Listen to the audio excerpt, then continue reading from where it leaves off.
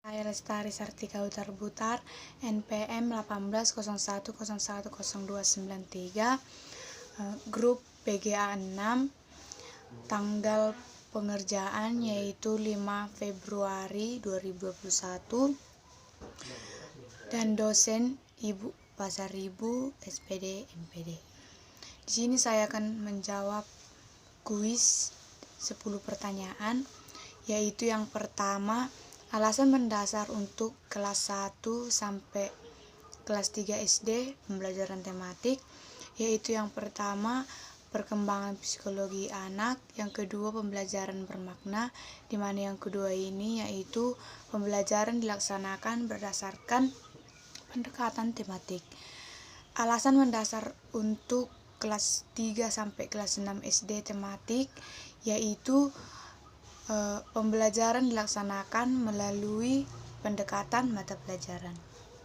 Yang kedua, menurut saya anak yang duduk di kelas awal atau di kelas SD adalah anak yang berada pada rentangan usia dini, di mana pada usia ini merupakan usia masa perkembangan anak, di mana masa perkembangan ini sangat penting. Pada usia ini anak belajar dari hal-hal yang konkret, yakni yang dapat dilihat, didengar, dan diraba di bawahi. Maka proses pembelajaran dan guru harus mampu mengelola secara menyenangkan, menantang, memotivasi, dan anak berperan aktif dalam kelas tersebut dan memberikan ruang untuk anak didik berkreativitas sesuai bakat, minat, dan perkembangan psikologis anak. Yang ketiga, tematik dikatakan bermakna karena dalam pembelajaran tematik, peserta didik akan memahami konsep-konsep yang mereka pelajari melalui pengalaman langsung dan menghubungkannya dengan kehidupannya. Contohnya pada tema 1, diriku, peserta didik dapat menjelaskan apa saja bagian-bagian dari dirinya. Yang keempat yaitu pembelajaran tematik berdasarkan landasan. Pembelajaran tematik 3 landasan. Yang pertama, landasan filosofi yang dipengaruhi oleh 3 aliran. Yang pertama, progresivisme, di mana aliran ini memandang proses pembelajaran perlu ditekankan pada pembentukan kreativitas, pemberian sejumlah kegiatan, dan pengalaman peserta didik. Yang kedua, konstruktivisme, di mana aliran ini melihat pengalaman langsung peserta didik sebagai kunci pembelajaran. Yang ketiga, humanisme, yaitu aliran ini melihat peserta didik dari segi keunikan peserta didik.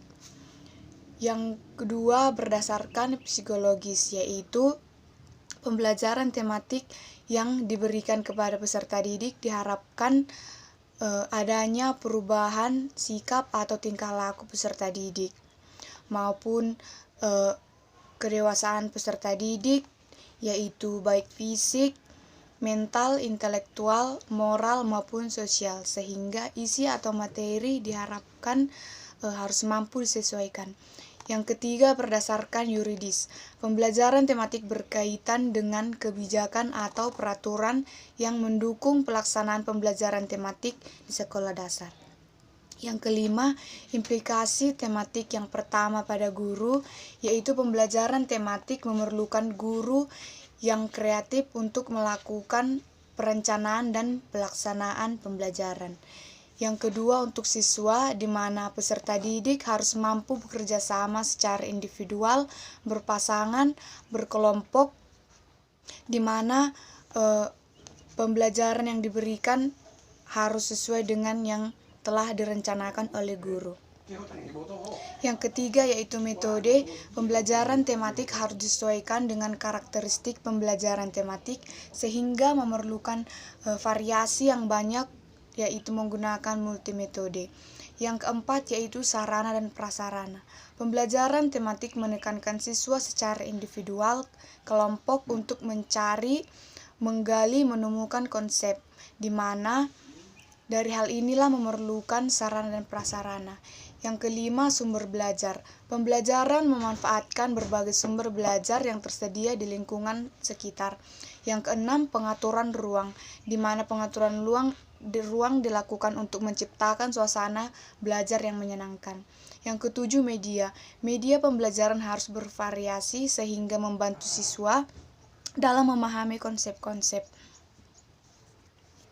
Proses pembelajaran tematik memiliki beberapa tahap, yaitu yang pertama, pembelajaran tematik diawali dengan pembuatan tema. Kemudian guru menganalisis SKL yang diturunkan ke dalam kompetensi inti dan selanjutnya ke KD dan indikatornya. Kemudian membuat hubungan antara KD dan indikator dengan tema, lalu melakukan pemetaan jaringan KD dan indikator, lalu menyusun silabus tematik, dan selanjutnya membuat RPP tematik.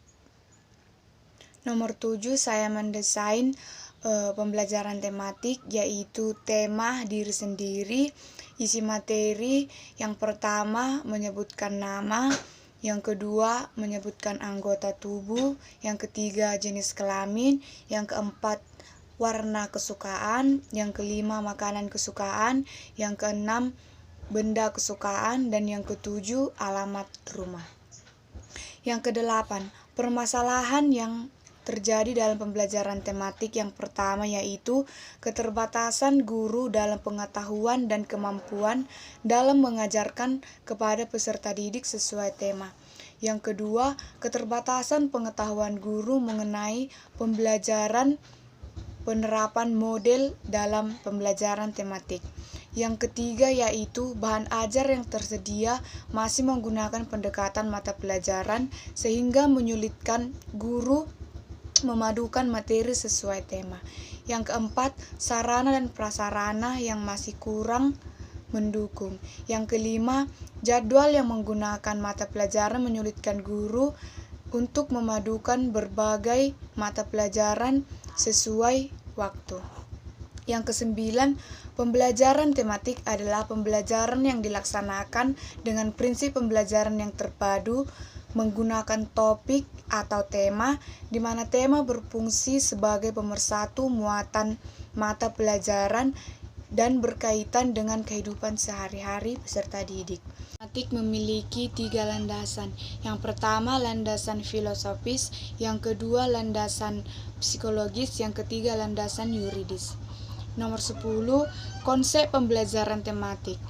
Konsep pembelajaran tematik di mana pada pembelajaran tematik menggunakan tema untuk mengkaitkan beberapa mata pelajaran sehingga memberikan pengalaman langsung serta bermakna pada peserta didik. Demikianlah yang bisa saya sampaikan untuk menjawab 10 pertanyaan kuis dari mata kuliah pembelajaran tematik SD. Terima kasih.